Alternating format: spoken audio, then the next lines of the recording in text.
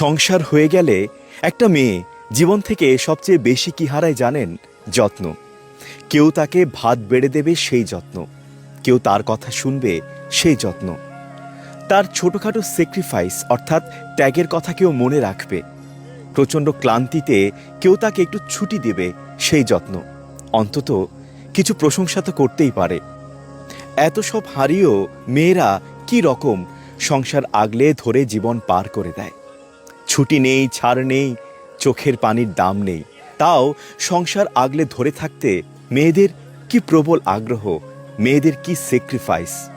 এই আগ্রহকে কি বলে জানেন? এই আগ্রহের একটা নাম আছে, বোকা বোকা নাম।